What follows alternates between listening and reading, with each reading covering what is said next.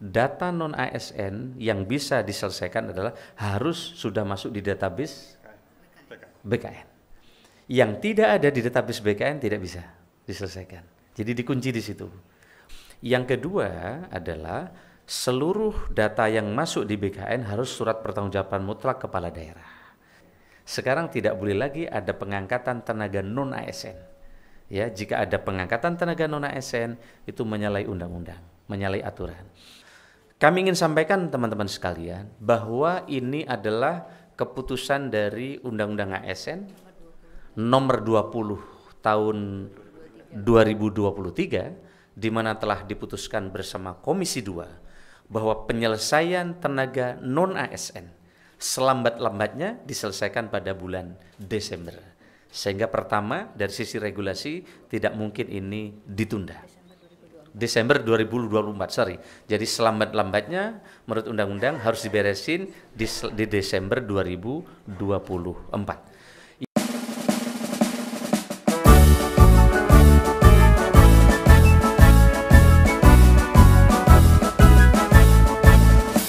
Rekan-rekan sekalian, kami ingin menyampaikan progres rekrutmen ASN yang sebelumnya telah diumumkan bersama Bapak Presiden di Istana sebesar 2,3 juta.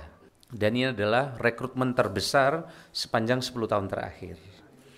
Nah, kami ingin sampaikan progres dan ini ditunggu oleh banyak masyarakat termasuk fresh graduate karena di dalam kebijakan tahun ini selain menyelesaikan non ASN yang tersisa 1,8 juta, termasuk di dalamnya ex-THK 2 yang nanti akan dituntaskan, ini juga ada fresh graduate kurang lebih 600.000 orang.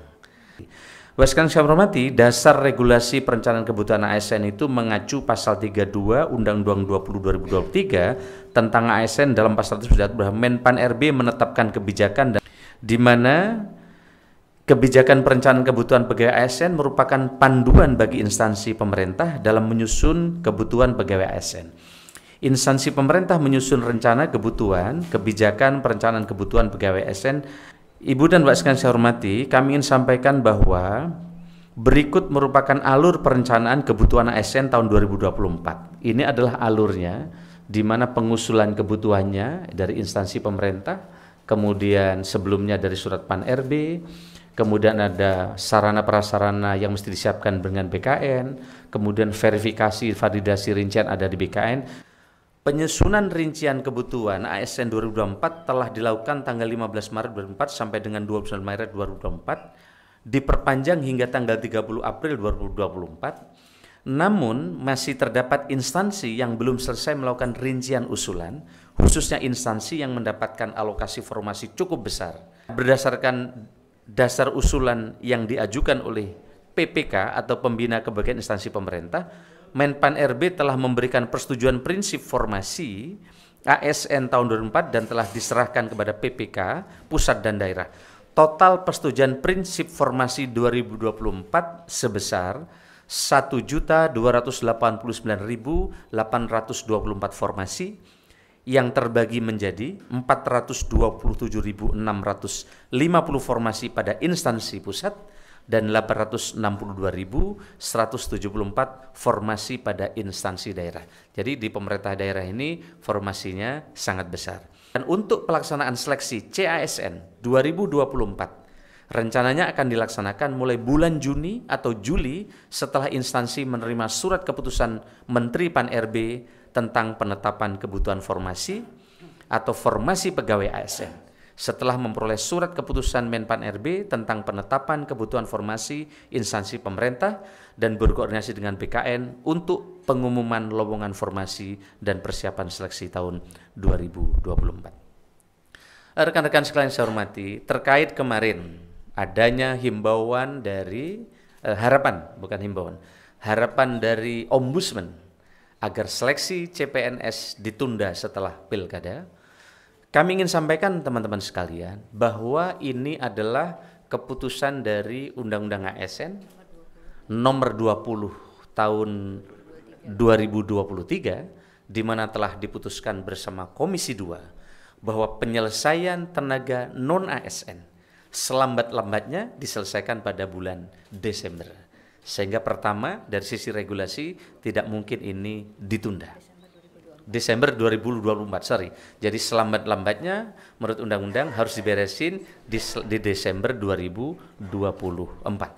Yang ingin kami sampaikan bahwa tidak mungkin ada data baru yang dimasukkan oleh daerah karena telah dikunci di dalam pengumuman oleh Bapak Presiden di Istana Negara yang kami dampingi tadi, bahwa mereka yang bisa diselesaikan di tahun ini adalah yang telah terdaftar atau masuk di dalam database di BKN. Sehingga dengan demikian kekhawatiran adanya data baru yang tumpang tindih dimasukkan karena proses politik di daerah, hemat kami ini menjadi catatan, tapi menurut kami tidak, karena mereka harus tercantum data di database BKN.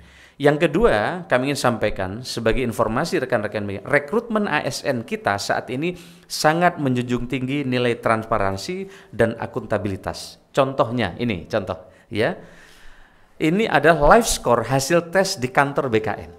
Jadi ketika putra-putrinya sedang mengerjakan tes di dalam, orang tua, keluarga, sanak saudara langsung bisa melihat hasil nilai tes yang dikerjakan oleh putra-putri kita.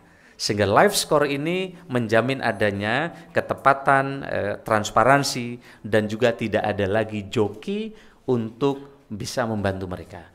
Kemarin sempat ditemukan, maka sekarang kita pasang 2 face recognition. Saat daftar kita pasang face recognition, saat mengerjakan soal di komputer masing-masing juga pakai face recognition. Waktu itu ditemukan ada joki. Ternyata waktu masuk pakai face recognition itu, ketika mengerjakan soal mereka ke toilet, yang masuk orangnya beda. Nah, sekarang begitu dengan face recognition ini akan lebih terjaga.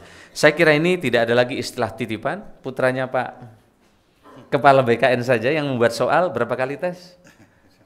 2 kali. Juga banyak sekali putra-putra pejabat yang bikin soal juga nggak bisa diterima. Karena memang ini pekerjaan soalnya memang sangat detail dan antara satu kanan kiri juga berbeda. Saya kira ini teman-teman sekalian informasi terkait dengan penyelesaian ASN dan non ASN tahun 2024 yang ditunggu oleh banyak masyarakat. Sebelum tanya jawab, saya ingin sampaikan pergi ke kebun petik alpukat. Buahnya ranum masih diikat. Pengadaan ASN kian dekat, bulatkan tekad, satukan niat. Pesan kami, jangan percaya kepada siapapun yang menjanjikan akan bisa membantu mengantar diterima menjadi PNS. Ya, sekali lagi pesan kami, jangan percaya kepada siapapun. Putra kepala BKN aja nggak diterima. Padahal beliau yang nyiapkan tim, yang nyiapkan soal. Dan banyak sekali putra-putri para pejabat Indonesia tidak diterima. Kenapa? Karena sistemnya sudah digital, sudah pakai CAT. Ini banyak setelah diterima merasa saya mengurus, akhirnya mereka kemudian tertipu oleh janji-janji itu. Kami kira itu, terima kasih, selamat siang. Santi Namo Buddhaya. Assalamualaikum warahmatullahi wabarakatuh.